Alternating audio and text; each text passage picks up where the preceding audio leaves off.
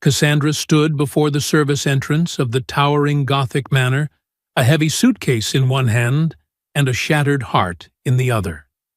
For 3 years she had inhabited this sanctuary in the misty outskirts of Mistwood, Montana, pouring her soul into caring for a child who was not her own, as if she were her own flesh and blood.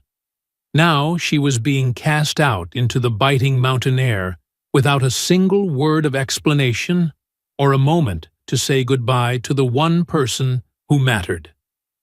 Tears, hot and stinging, traced silver paths down her cheeks as the afternoon sun cast long skeletal shadows across the driveway. Yet within her chest, a frost was settling that threatened to split her soul in two. Why she whispered to the silent gargoyles perched upon the eaves, looking one last time at the obsidian glass windows of the mansion that had become her world. No answer came from the stone sentinels. Instead, she had been handed a heavy parchment envelope containing her final wages and a cold clinical command from the head housekeeper. The Master King Sterling wishes for your departure before the sun sets. Today, the woman had said, her voice devoid of the warmth they had shared for over 1,000 days. Cassandra had not even been granted the mercy of a farewell with Ivy, the 5-year-old girl who relied on her for every bedtime song and every scraped knee. She walked toward the iron gates with leaden steps, dragging not just her belongings, but the weight of every morning spent preparing Ivy's favorite cinnamon toast, and every afternoon spent chasing imaginary butterflies through the pine groves. She remembered every night she had spent drying the little girl's tears when she cried for the mother she barely knew. Victoria, the king's late wife, had perished in a tragic carriage accident when Ivy was only 2 years old, leaving a void that Cassandra had slowly, painstakingly filled with tenderness and devotion. Now that entire life was dissolving like mountain mist between her fingers, leaving her with nothing but the echoes of a child's laughter. From the high-shadowed balcony of his private study, King Sterling watched Cassandra's retreating figure cross the frost-covered lawn. His jaw was a line of rigid marble, and his eyes dark and ancient, with the secrets of his kind, followed every tremor in her shoulders. He did not wish to banish her. In the silent chambers of his heart, a voice screamed that he was committing a devastating error. But the words of Rosalind continued to echo in his mind like a slow-acting venom. It is for the best of the lineage, Rosalind had whispered to him that morning, her voice smooth as silk and just as dangerous.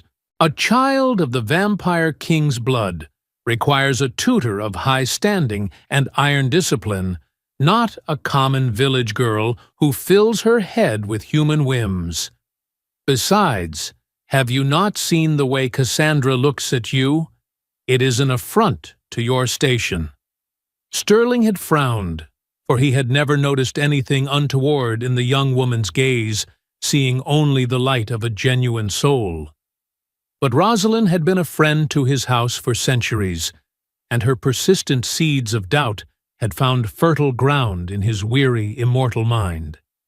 He had been exhausted by the weight of his crown and the endless nights of governing a hidden realm, and in his fatigue he had allowed himself to be swayed. He had signed the order of dismissal without looking Cassandra in the eye, delegating the cruelty to his staff so he would not have to face the light he was extinguishing. Now, as he watched her pause at the main gate to wipe away a fresh wave of tears, a sharp pang of something resembling human guilt pierced his chest, a sensation he had not felt in over 100 years. He shook his head, pulling the heavy velvet curtains shut to block out the sight of her departure. He had a council meeting in 1 hour and could not afford the distraction of a mortal's sorrow. Or so he told himself as the silence of the room began to feel like a tomb. Deep within the nursery, Ivy sat on the floor, her small fingers clutching the stuffed rabbit that Cassandra had sewn for her 4th birthday. She did not understand why her Cammy had vanished without a word, nor why her father had forbidden her from running to the gate. She only knew that the house felt colder, the shadows longer, and the air thinner without the person who made her feel safe. "Cammy will come back," the little girl whispered, squeezing the plush toy until her knuckles turned white. "She always comes back for the moon songs." But as the hours turned into a deep obsidian night, the door did not open to reveal Cassandra's gentle smile. Instead, a new woman appeared, a woman with a face like a sharpened blade and a voice that sounded like grinding stones. This woman ordered Ivy to bed, without a story or a song, her eyes devoid of the warmth that the child craved above all else.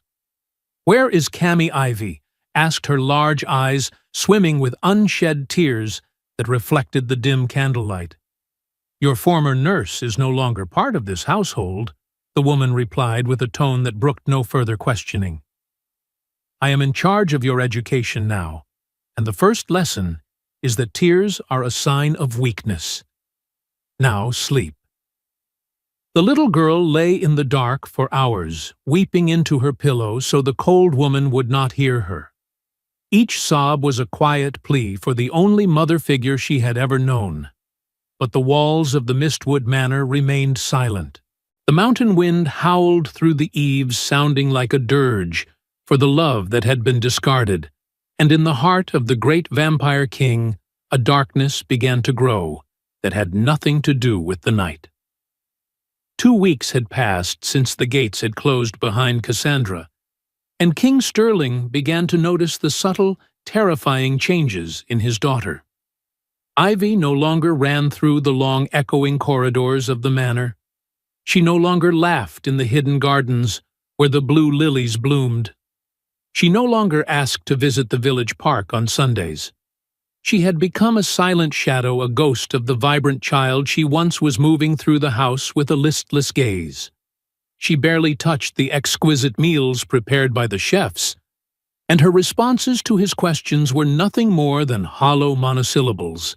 The new governess, a woman handpicked by Rosalind, insisted that everything was proceeding according to the plan, claiming the child merely needed structure and the firm hand of discipline to prepare her for her future role. But Sterling knew his daughter better than any ancient law, and he could see that the light in her eyes was flickering toward extinction. One evening after a formal dinner, where Ivy had sat like a porcelain doll untouched by hunger or joy, Sterling decided to put her to bed himself. It had been months since he had performed this simple, intimate task, having delegated it to others while he lost himself in the intricacies of his kingdom's treaties. "Do you wish for me to read you a tale from the great library?" he asked, sitting on the edge of her small bed, his presence looming large in the room. Ivy shook her head. Her small frame curled around the tattered rabbit. "Cammy sang to me," she whispered, her voice so faint it nearly broke his heart. "Every single night she sang the song of the silver moon." The name Cassandra hit him with the force of a physical blow, vibrating through his immortal senses. It was the first time in 14 days that the child had dared to speak the forbidden name in his presence. Ivy Sterling began softly reaching out to touch her golden curls. "Cassandra had to leave us for her own path. But Mrs. Miller is a very distinguished teacher, and I hate her." The child interrupted with a sudden, fierce intensity that startled him. "And I hate Rosalind, too." Sterling blinked in surprise, his ancient eyes widening at the venom in his daughter's voice. "Why would you say such things?" My little star Ivy looked at him with the wide, honest eyes she had inherited from her mother Victoria. For a moment, she seemed to hesitate, her small heart racing against her ribs as she decided whether she could trust the King of Shadows with the secret she carried. Finally, she leaned in and whispered directly into his ear, her breath warm against his cold skin. "I saw Rosalind that day, Papa. When Cammy was cleaning your desk, Rosalind came in and put your gold pocket watch in Cammy's bag. The watch Mama gave you." The world seemed to stop spinning for King Sterling. His heart, which beat slow and steady with the rhythm of the centuries, skipped a frantic beat as he processed the revelation. The gold pocket watch, the only memento he had left of Victoria's mortal life, had supposedly gone missing, and Rosalind had claimed to find it among Cassandra's belongings during a routine inspection. That theft had been the ultimate justification for her immediate exile, a crime of betrayal that he could not overlook. "Are you absolutely certain of what you saw, Ivy?" he asked, his voice trembling with a dark, burgeoning rage. "Yes, Papa. I was playing under the desk, hiding in the shadows, where you taught me to stay quiet. I saw everything." Rosalind put the watch there while Cammy was in the hallway. Cammy never even touched it. Sterling felt as if the very foundations of his manor were crumbling beneath his feet. He had banished an innocent soul, a woman who had given his daughter the only genuine warmth she had known since the loss of her mother. He had torn away the child's anchor and replaced it with a cold cage, all because he had trusted the whispered lies of a jealous immortal. "Why did you not tell me this the moment it happened?" he asked, taking Ivy's small, delicate hands into his large, powerful ones. "Because Rosalind told me that if I spoke a word, she would make sure Cammy was sent to the Iron Dungeons forever." Ivy replied, her voice breaking into a sob. "I was so scared, Papa, but I miss Kama so much. Please, I want her to come back to us." A predatory heat began to simmer in Sterling's veins, a fire he usually reserved for his enemies. Rosalind had manipulated him, weaponized his grief, and threatened his child. He rose from the bed with a terrifying grace, his eyes glowing with an inner amber light. "Listen to me carefully, my love," he said, smoothing her hair one last time. "You were very brave to tell me the truth. Cassandra is not going to any dungeon, and Rosalind will never set foot in this manor or near you again. I promise you this, on the honor of our blood." Ivy nodded, a tiny spark of hope finally igniting in her tear-streaked eyes. "Will she come back?" Papa Sterling took a deep breath, the weight of his mistake pressing heavy upon his soul. He did not know where Cassandra had gone, nor if she could ever forgive him for the indignity he had forced upon her. "I am going to find her," he promised, "and I will do everything in my power to bring her home." That night, after Ivy had finally drifted into a restless sleep, Sterling descended to his study and summoned his head of security. He did not care about the hour. The hunt for justice had begun. Cassandra awoke to the distant melodic ringing of the church bells in the heart of Mistwood. The small, cramped room she rented in the home of Mrs. Lillian smelled of damp earth and the savory steam of the breakfast the elderly woman prepared for the local miners. It was a world removed from the velvet-lined luxury of the Sterling estate, yet it was the only shelter she had left. She sat on the edge of the narrow cot and looked at her hands, the same hands that had braided Ivy's hair and held her through the night terrors. Now those hands were empty and trembling. 14 days had passed since her exile, and the ache in her chest was as fresh as a new wound. It was not just the loss of her livelihood that devastated her. It was the loss of the little girl who had become the center of her universe. To be torn away without a goodbye was a cruelty she could barely fathom. The worst part was the accusation thief. The word felt like a brand upon her skin, burning whenever she closed her eyes. She had never taken so much as a silver spoon from that house. Her mother, who had passed away years ago, had taught her that honesty was the one treasure a poor person could keep, that no king could steal. And now her reputation had been tarnished by a lie she had no power to fight.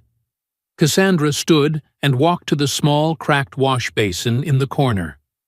The mirror gave back the reflection of a woman who looked as though she had aged a decade in a fortnight, with deep shadows under her eyes and a pallor that matched the winter sky.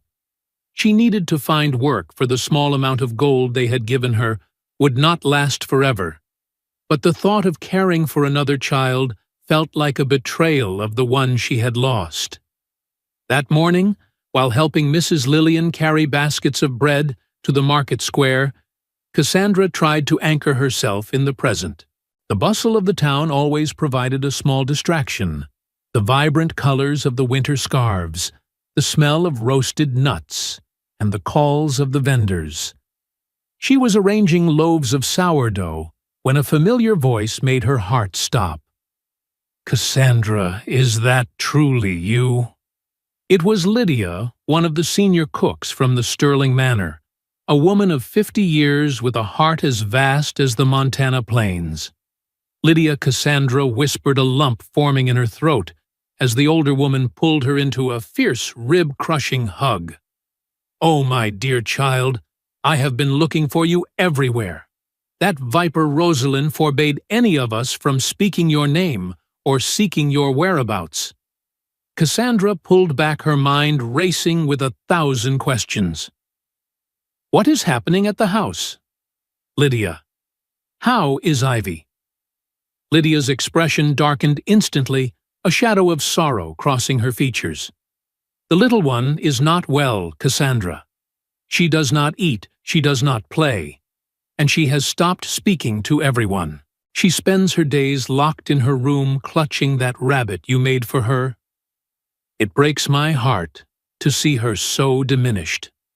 Tears began to flow down Cassandra's cheeks, unchecked and bitter. "I miss her more than I can say. They didn't even let me tell her I loved her before they pushed me out." Lydia looked around to ensure no one was eavesdropping on their conversation. "Listen, there is news. Last night I heard King Sterling in his study. He was shouting, which he never does. He mentioned your name and something about a trap." The heart in Cassandra's chest hammered against her ribs. "A trap? I do not know the specifics," Lydia whispered, "but I believe he finally saw through the illusions Rosalind spun. This morning before I left for the market, I saw the king cast Rosalind out of the estate. There were guards, and she was screaming about vengeance, but he had her removed as if she were a common intruder. He looked like a man possessed by a dark storm." Cassandra did not know how to feel. A part of her felt a surge of vindicated relief, but the deeper pain of being treated like a common criminal remained a jagged glass in her heart. "And now," she asked. "Now the king is searching for you," Lydia replied, taking her hands. "He has his men scouring the town. He wants to find you urgently, Cassandra. I think he realized he made the greatest mistake of his long life." Cassandra felt the world tilting beneath her feet. Sterling was looking for her. For what? To offer her more gold? To buy her silence? The anger began to mix with her confusion, creating a volatile storm in her mind. "I do not know if I want to be found, Lydia." "I understand," the cook said softly, "but think of the child. That little soul needs you more than she needs air." Mrs. Lillian, who had been listening from a distance, stepped forward and placed a weathered hand on Cassandra's shoulder. "My girl, sometimes pride is a wall that keeps us from the people who love us. If that child is as dear to you as you say, perhaps you should at least hear what the man has to say." Cassandra nodded slowly, though her internal world was a whirlwind of conflicting emotions. She spent the rest of the day in a daze, the ghost of Ivy's laughter haunting every corner of the market. She was walking back to the boarding house as the sun began to dip, behind the jagged peaks, painting the sky in bruises of purple and gold. when a sleek black carriage with the royal seal of Stirling pulled up beside her. The window lowered slowly, revealing the striking aristocratic face of the vampire king. "Cassandra," he said, his voice sounding like velvet, stretched over iron raw, with a fatigue she had never seen in him. "Please, I must speak with you." She froze, her breath hitching in her throat, as she looked at the man who had the power to command the night, yet looked utterly broken in the twilight. There stood the king who had dismissed her without a glance, the man who had believed a lie without question, the man who had taken her family away. "What do you want, Your Majesty?" she asked, her voice cold and formal, a shield against the pain. Stirling stepped out of the carriage, his long black coat fluttering in the wind. He looked different, vulnerable in a way that seemed impossible for a creature of his stature. "I know I do not deserve even a second of your attention." He began, standing a respectful distance away. "I know what I did was an unforgivable act of blindness.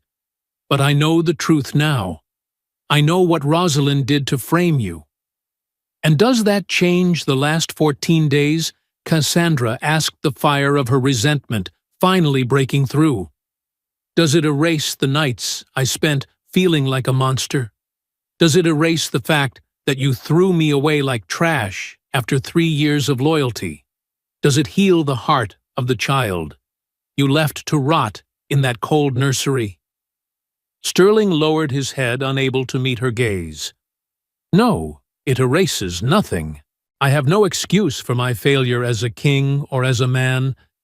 The silence between them stretched out, filled only by the distant howling of a mountain wolf and the rustle of dry leaves. Stirling stood there, a king of the night, humbled by a woman who possessed nothing but her integrity. "I am not here to ask for your forgiveness, for I have not yet earned it," he said softly. "I am here because Ivy is fading. She is the only reason I am pleading with you now. She needs the only person who ever truly loved her without an agenda." Cassandra looked at him, searching for the cold, distant ruler she had known for 3 years, but all she saw was a father drowning in regret. The mention of Ivy was a knife to her heart, cutting through her anger and leaving only the raw ache of maternal longing. "If she is truly that unwell, then you have failed her more than you have failed me," Cassandra whispered, her voice cracking. "She is asking for you in her sleep." Stirling admitted, his eyes reflecting the dying light of the sun. "She was the one who told me the truth. She was the one who saw Rosalind plant the watch while you were working. She carried that secret in fear for 2 weeks, because she was told I would throw you in the dungeon if she spoke." Cassandra closed her eyes, picturing the tiny girl carrying such a heavy burden of fear. "My poor, brave little star," she breathed. "She wants to see you," Stirling said, taking a cautious step forward. "And I need to ask for your mercy, not just for her, but for the soul of this house. We are lost without you, Cassandra. I was too blind to see that you were the heartbeat of that manor until the silence became deafening." "Take me to her," Cassandra said finally, her voice steadying with a new purpose. "But do not mistake this for a reconciliation with you. I am going back for Ivy, and for her alone." Stirling nodded, a look of profound relief washing over his features. "That is more than I have any right to ask." "Thank you." He opened the carriage door for her, an act of chivalry that felt strange and heavy between them. As they drove back toward the dark silhouette of the manor on the hill, neither spoke. Cassandra watched the trees blur past her mind, already in the nursery, imagining the songs she would sing to heal the damage that had been done. When they finally passed through the iron gates, the house seemed to loom larger than before, a fortress of secrets that was finally being forced into the light. Sterling stopped the carriage and escorted her to the grand entrance. Clara, the housekeeper, was waiting in the foyer, her eyes red from weeping. When she saw Cassandra, she let out a small cry of joy. "Oh, Miss Cassandra, please forgive us all. We should have stood by you." "It is all right, Clara," Cassandra said gently. The deception was deep. She did not waste another moment, hurrying up the grand marble staircase while Sterling followed at a distance. She reached the nursery door and paused, her hand trembling on the brass handle. She pushed it open slowly, and the sight that met her eyes nearly brought her to her knees. Ivy was curled in a tiny ball in the center of her large bed, looking smaller and more fragile than she ever had her stuffed rabbit tucked under her chin. Cammy, the little girl, whispered, her voice barely a breath. Cassandra rushed to the bedside, gathering the child into her arms and holding her with a ferocity that defied the darkness. "I'm here, my love. I'm here, and I'm never leaving you again." Ivy let out a sob that had been held back for a lifetime, burying her face in Cassandra's neck. "I knew you'd come. I told the moon you'd come." Sterling stood in the doorway watching the reunion with a lump in his throat that felt like a stone. He had never seen such a pure display of devotion, and it struck him then how much he had missed by hiding in his study for all those years. He realized that Cassandra was not just a nanny. She was the mother Ivy had lost, and the light he had forgotten existed. After Ivy had finally cried herself into a peaceful sleep, anchored by Cassandra's presence, the two adults retreated to the hallway. Sterling looked at her, the amber glow of the wall sconces dancing in his eyes. "She will sleep through the night now," he said. "You have done more in 5 minutes than a dozen doctors could do in a month." Cassandra stood tall, her arms crossed. "She is a child who needs love, not medicine. I will stay tonight, but tomorrow we must discuss the future. I will not be a servant who can be discarded whenever a whisper reaches your ear." "I agree," Sterling said firmly. "You will never be a servant again. You are part of the soul of this family, and I intend to treat you as such if you will allow me the chance to prove my worth." The following weeks were a period of tentative healing and shifting boundaries. Cassandra remained at the manor, but the atmosphere had transformed from a cold museum of the past into a living, breathing home. Sterling had dismissed the iron-faced governess and invited Cassandra to take a seat at the dining table during meals, an act that sent ripples of shock through the ancient vampire court, but brought a radiant smile to Ivy's face. The king began to spend his evenings in the parlor instead of his study, watching as Cassandra taught Ivy how to paint landscapes of the Montana mountains. He found himself drawn to Cassandra's spirit, her resilience, and the quiet wisdom she possessed. He started to share stories of his long life, not as a monarch boasting of conquests, but as a man who had seen the world change and felt the sting of immortality's loneliness. One rainy afternoon while Ivy was napping, Sterling found Cassandra in the library. She was dusting the old leather-bound volumes that had belonged to Victoria. "You don't have to do that," he said, leaning against the mahogany bookshelf. "We have staff for such tasks." "I like the silence of books," Cassandra replied, not looking up. "They tell the truth more often than people do." Sterling walked closer, his presence a warm weight in the room. "I want to tell you the truth about why I believed Rosalind," he said, his voice dropping to a low, intimate register. "It wasn't just the watch, Cassandra. It was fear. She saw that I was beginning to care for you, and she knew that my heart had been closed since Victoria died. She weaponized my fear of losing someone else, of letting a human into the inner sanctum of my life." Cassandra finally looked at him, her green eyes searching his amber ones. "And are you still afraid?" Sterling reached out his fingers, brushing the stray hair from her forehead with a tenderness that made her breath hitch. "I am terrified," he admitted. "But the fear of living another century without your light is far greater than the fear of letting you in. You have a way of seeing the world that makes even an immortal feel young again." Cassandra felt a flutter in her chest that she had tried to suppress for years. She had always admired him from a distance, the brooding king who carried the weight of his world on his shoulders. But now she was seeing the man beneath the crown.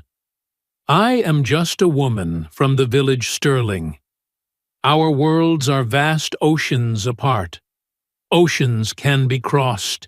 He countered, his hand lingering on her cheek. "I do not care about station or bloodlines.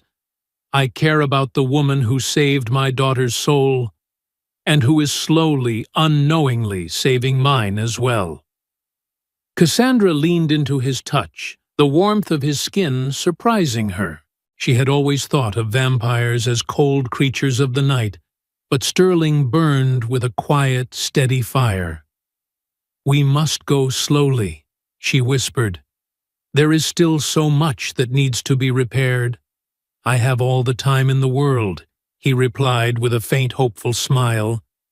"And I am willing to spend every moment of it proving to you that you belong here by my side, not as an employee, but as my equal."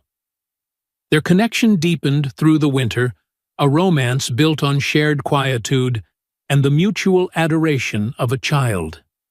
They took long walks through the snow-covered pine forests, Sterling shielding her from the wind with his heavy cloak. He showed her the secret wonders of his world, the flowers that only bloomed under the full moon, and the ancient songs of the mountain spirits. In return, she taught him the beauty of the mundane, the joy of a perfect cup of tea, the thrill of a well-told joke, and the importance of being present in the moment. Ivy watched them with a knowing twinkle in her eyes, often orchestrating ways to get them to hold hands or sit closer together during their nightly readings. The house that had once been a tomb was now a sanctuary of blossoming love. However, the peace was interrupted when a ghost from Cassandra's own past appeared at the manor gates.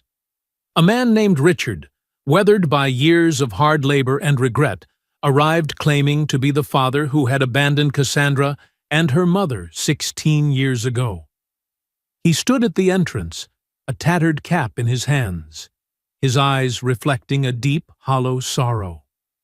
Cassandra felt a surge of ancient anger at the sight of him, the memories of her mother's lonely struggles flooding back with a vengeance. She wanted to turn him away to let him feel the sting of the exile he had once forced upon her. But Sterling, standing silently at her shoulder, placed a grounding hand on her back. "Hear him out," he whispered. "Not for his sake, but for your own peace. Every story deserves to be heard before the final page is turned." Cassandra stood in the grand foyer, her heart a storm of conflicting emotions as she faced the man who had been a phantom in her life for nearly 2 decades. Richard looked older than his years, his face a map of the harsh Montana winters and the heavy toll of a guilty conscience. "Why have you come here?" she asked, her voice trembling, despite her efforts to remain stoic. Why now, after all the years of silence? Richard looked down at his boots, his voice raspy. "I didn't leave because I wanted to Cassandra. I left because I was a fool who got tangled with the wrong men in the mines. I owed debts that put your mother and you in danger. They told me if I stayed, they'd burn the house down with you inside. I thought if I disappeared, they'd leave you be." The explanation felt hollow to Cassandra, a late excuse for a lifetime of absence. "You left her to die alone," she said, her voice rising with the pain of her mother's memory. "You left me to grow up wondering what was wrong with me, that my own father didn't want me." Richard reached into his coat and pulled out a bundle of old stained envelopes tied together with a fraying piece of twine. "I sent money every month I could," he said, his eyes pleading. I sent it through the parish, so you wouldn't know it was from a criminal. And I wrote these every single week. I was too afraid to send them, fearing they'd find you through the post. But I never stopped being your father in my heart, even if I failed in every other way." Cassandra took the bundle with shaking hands. She opened the top envelope and recognized the jagged, labored handwriting. It was a letter addressed to her on her 10th birthday, filled with apologies and descriptions of the stars he watched while thinking of her. There were dozens of them, a chronological history of a man's regret. She felt the iron wall around her heart begin to crack, much like Sterling's had months before. It was a day of revelations, a day where the shadows of the past were being dragged into the unforgiving light of the present. She looked at Richard, seeing not a monster, but a broken man, who had made a series of terrible choices out of a misguided sense of protection. Sterling stepped forward, his presence commanding yet surprisingly gentle. "If what you say is true, you have spent a lifetime in a prison of your own making," he said to Richard. "Cassandra, the power to forgive is the greatest strength a soul can possess. It is not about forgetting the pain, but about refusing to let it dictate your future." Cassandra looked from the letters to her father, and then to Sterling, the man who had also sought her forgiveness against all odds. She realized that her life had been a cycle of abandonment and return, and that the only way to break the chain was through the grace of a second chance. "I cannot give you back the 16 years," she said to Richard, "but I will not turn you away today." She allowed Richard to stay in the guest cottage on the edge of the estate, giving them both the space to slowly bridge the chasm between them. Ivy, with the infinite capacity of a child for love, welcomed her grandfather with open arms, oblivious to the decades of hurt that preceded his arrival. Watching her daughter play with the man she had once hated, Cassandra felt a profound sense of closure. The manor of Mistwood was no longer a place of secrets and shadows. It had become a crucible where broken families were forged anew. Sterling watched this transformation with a quiet pride, knowing that the woman he loved was the catalyst for all the healing that was taking place within his walls. As the first buds of spring began to peek through the melting snow, Sterling took Cassandra to the highest point of the estate, an overlook that provided a view of the entire Mistwood Valley. The air was crisp and filled with the scent of waking earth. "Cassandra," he said, taking both of her hands in his, "you came to this house as a stranger to care for my child, and you ended up becoming the heart of my existence. You taught me that even an immortal can grow, and that love is the only true magic in this world." He knelt on one knee, a king surrendering to the power of a simple, beautiful human soul. "Will you stay with me forever? Not as a nurse, not as a guest, but as my queen and my wife Cassandra looked out over the valley, the golden light of the setting sun reflecting off the silver rivers below." She thought of her journey from the heartbreak of her dismissal to the reconciliation with her father, and finally to this moment of profound belonging. She looked at Sterling the Vampire King, who had learned to weep and to hope, and she knew that her heart had found its true north. "Yes," she whispered the word, carrying on the mountain breeze. "I will stay with you for as long as my mortal life allows, and perhaps beyond." He slid a ring of ancient silver and moonstone onto her finger, a symbol of a bond that transcended the boundaries of life and death. They stood together at the edge of the world, a testament to the fact that no darkness is too deep for a single candle of truth to illuminate. The wedding was a celebration that combined the ancient traditions of Sterling's lineage with the simple rustic beauty of the Montana highlands. Ivy served as the flower girl, her laughter echoing through the pines as she scattered blue lily petals along the path. Richard stood by his daughter's side, his eyes wet with a joy he had never expected to feel. Even the local townspeople of Mistwood were invited, breaking the centuries-old veil of secrecy between the manor and the village.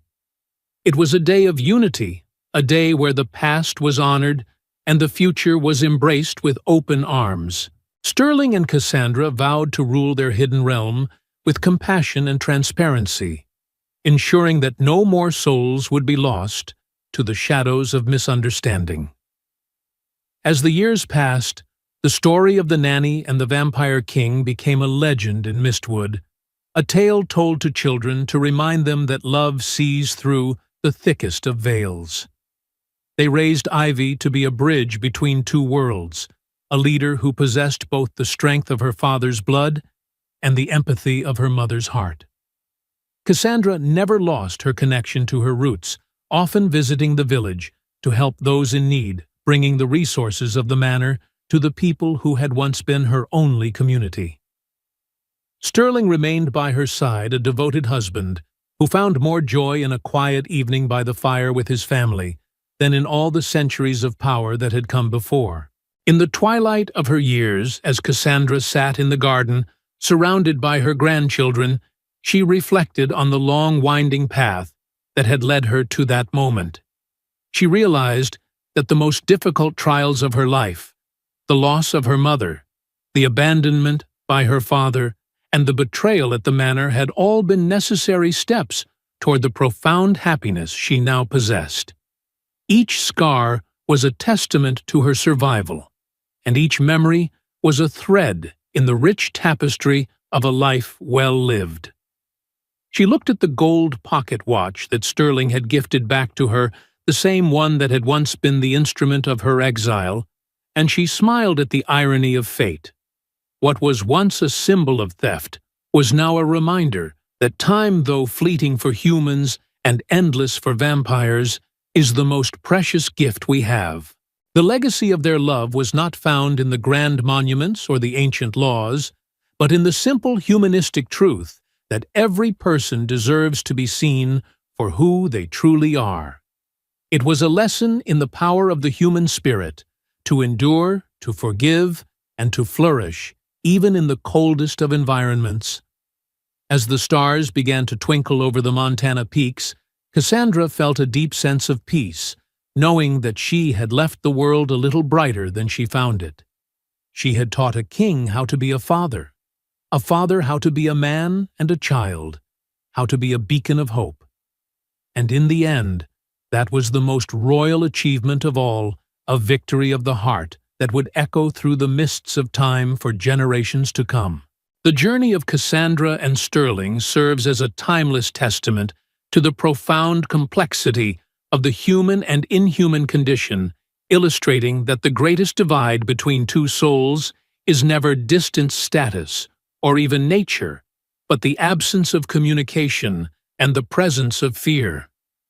In our own lives, we often find ourselves acting as the architect of our own isolation, building walls of silence and suspicion to protect ourselves from the very vulnerability that is required for genuine connection. We see in Sterling the archetype of a person who, burdened by past trauma and the heavy expectations of his station, allowed himself to become deaf to the truth and blind to the beauty of a loyal heart. His mistake was not merely in believing a lie, but in failing to value the relationship he had built over 3 years, enough to investigate the shadows of doubt. This reminds us that trust is not a static state, but an active daily choice to choose faith over fear and dialogue over dismissal. For those in the later chapters of their lives, the story of Richard Cassandra's father carries a particularly poignant weight. It speaks to the heavy burden of regret and the paralyzing nature of shame, showing how a single moment of perceived cowardice can stretch into a lifetime of exile.